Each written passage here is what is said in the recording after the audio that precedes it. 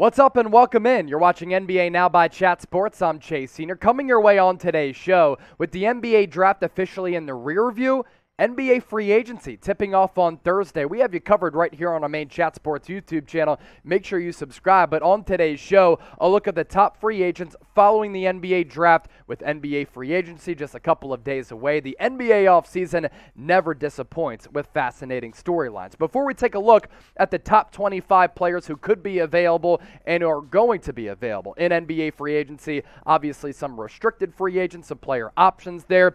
We have 6 team channels under the Chat Sports umbrella. So if you're a fan of one of these squads or you want to stay in the know with all things NBA and just get educated on what's going on with the Los Angeles Lakers, Golden State Warriors, Dallas Mavericks, Boston Celtics, New York Knicks, and the Philadelphia 76ers, make sure you subscribe to these channels. These links will be put in the comment section and the description of this video. They're also flashing at the bottom of your screen right now. Lakers report closing in on 50,000 subscribers. Warriors today on draft night surpassed 32,000. My boy Harrison Graham been doing a great job covering the Dallas Mavericks.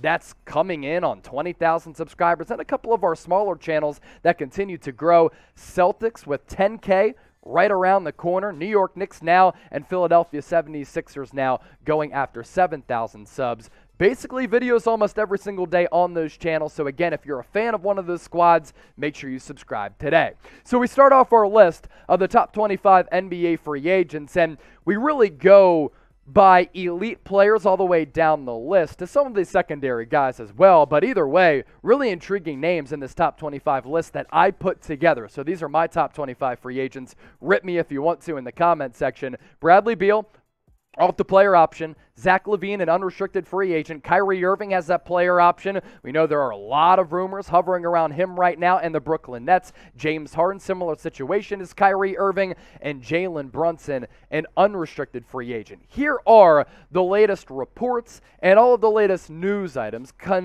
considering those 5 guys are some of the best at their respective positions at the NBA level, and they are going to be sought after in free agency. Bradley Beal has been telling people that he's made a decision, but it's a secret. Nobody else knows what it is. Zach Lavine, according to many reports out there, going to return to the Chicago Bulls and secure the absolute bag. Kyrie Irving, according to Woj, has a list of teams that he would like to get traded to, and that doesn't mean that these teams are also interested in Kyrie Irving, making that interest mutual. But it does include the Lakers, Clippers, Knicks, Heat, Mavericks, and Philadelphia 76ers. As for James Harden, we know that Daryl Morey loves him, right? He acquired him twice.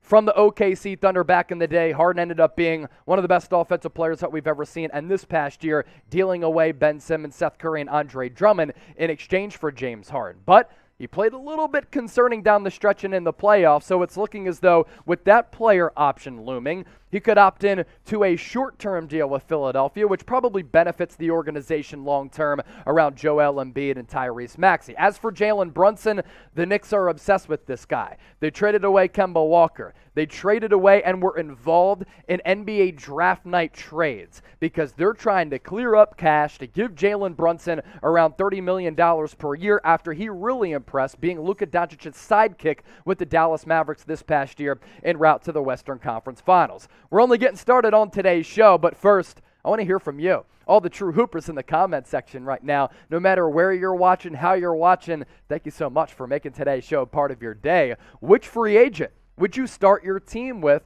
among all of these free agents? Let me know right now in the comment section, and be sure to drop a name. We move forward with our list, and those were the superstars who we talked about. This is that next level. DeAndre Ayton on that restricted free agency tag. Miles Bridges is as well. Dort really good as the team option. Collin Sexton basically missed all of last year. That led to Darius Garland being a first-time All-Star in front of the home crowd in Cleveland. Then Jusuf Nurkic, an unrestricted free agent, as Portland, they've been busy so far throughout this offseason trading for Jeremy Grant. They were in on OG Anunoby, did not trade number 7 away, but something tells me Portland is not done as they try to build around Damian Lillard. Want to focus in here on DeAndre Ayton. A guy still really young, Former number 1 pick in that draft alongside Trae Young and Luka Doncic. This past year, the numbers look really good. My concern with DeAndre Ayton, sometimes his consistency wanes and sometimes he's not as aggressive and doesn't impose his physical will like I think he should, because I think this guy can be a problem on both ends of the floor. 17 points per game, 10 rebounds. The block numbers have to be better considering the athleticism, in my opinion. He started to shoot some more threes, but primarily he's right around the rim.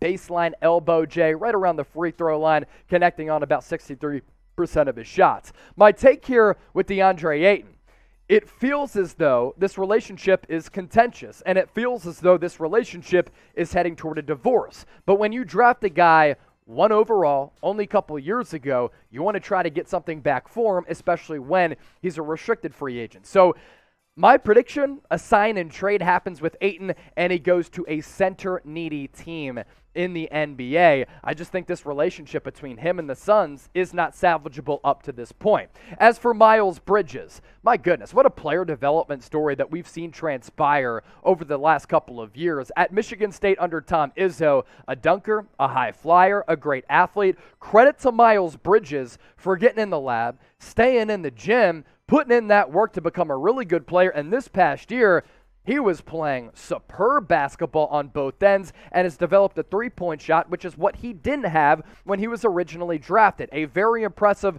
player development story, and because of that, he's going to earn himself some dough. As for DeAndre Ayton, let's pivot back there because I want to ask you this. His team in 2022, it's going to be with who? The Suns type PHX? Is it a different team across the NBA type O for other? Our NBA draft coverage on our main Chat Sports YouTube channel was absolutely fantastic. Well, guess what? We're going to be back for NBA free agency. This time, it's not going to last just one night like the NBA draft. We will be live for many days at a time, many hours at a time, because there is going to be some crazy movement, crazy stories, wild signings, and some big-time trades when free agency starts on Thursday, June 30th. We have you covered here at Chat Sports. Make sure you subscribe, youtube.com/chatsportstv. We're about halfway through this list, and still some really good players who could be available for these respective teams out there. Mitchell Robinson, unrestricted free agent with the New York Knicks. Tyus Jones was awesome without Ja Morant when Morant was injured, and because of that, I think he's earned himself some money with his play as a backup point guard, maybe a fringe starter. Bobby Portis has that player option after he signed that short-term deal following the NBA championship run 2 years ago. Malik Monk continues to improve and has what you want nowadays, a good athlete and a good three-point shooter, north of 40% last year from downtown. Then Victor Oladipo, coming off 2 quad surgeries, did do some nice things with the Miami Heat. Unfortunately for him, I don't think he's going to get paid a lot of money, which was the prediction back a couple years ago. As for Tyus Jones, Memphis did something pretty interesting on draft night. They drafted Kennedy Chandler out of Tennessee, and when I watch him, he reminds me a lot of Tyrese Maxey, a shorter guard, really good finisher, can shoot a little bit from the outside, and is a really good playmaker. I don't think Memphis drafts Kennedy Chandler if they're bringing Tyus Jones back. He's much cheaper. He can be that type of player as a backup point guard, and Tyus Jones, I think, is becoming too expensive for the Memphis Grizzlies. You take a look at what he did last year as a starter. He was really good. The numbers were impressive, and I like how he ran an offense. NBA career got off to a slow start coming out of Duke, but he's come into his own over the last couple of years. 23 starts, nearly 13 points per game, almost 7 dimes, 45% shooter, and connected on nearly 40% of his three-point shots. That's why teams are kind of looking at him as a breakout player, as a guy who you're not going to pay huge money to, but if you give him about $10 million per year and he continues to get better, that's a really good acquisition and one of those players who can be an analytical darling. We move forward in our list. These are fringe starters or players who can really help some playoff teams. That's the category that we're entering now. P.J. Tucker, what's interesting is a couple days ago, the Philadelphia 76ers were said to be the leaders for P.J. Tucker. And now reports are surfacing that they are no longer the favorites to land P.J. Tucker. That was the original report, which is here. But then, just moments ago, as we're reacting to this basically in a breaking news situation, is that the Sixers are not clearing up money. For the mid-level exception, that would mean that P.J. Tucker could come to Philadelphia if he wanted to sign that reported 3-year deal worth $10 million per year. What he would bring to Philadelphia, much-needed toughness. I think they've been mentally soft in the playoffs the last couple of years. Three-point shooting to space the floor. Big-time playoff experience. Lockdown defense against some really good wings. And an absolute dog who you do not want to meet in a back alley brawl. So P.J. Tucker, Dante DiVincenzo is a player who's a restricted free agent, got dealt by Milwaukee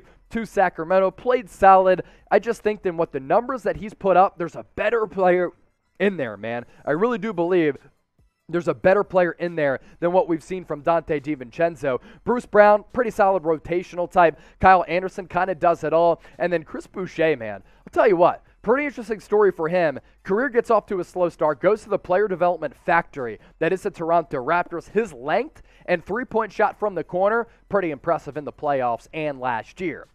Speaking of the NBA offseason, the storylines are wild. Our coverage is fantastic. And sometimes we sit back and we look at the video view numbers and we're like, this is absolutely stupid. It trumps the NFL, which is really saying something. So which one do you prefer between free agency as well as the draft? With the draft just happening, free agency around the corner, let me know. Type an F or a D.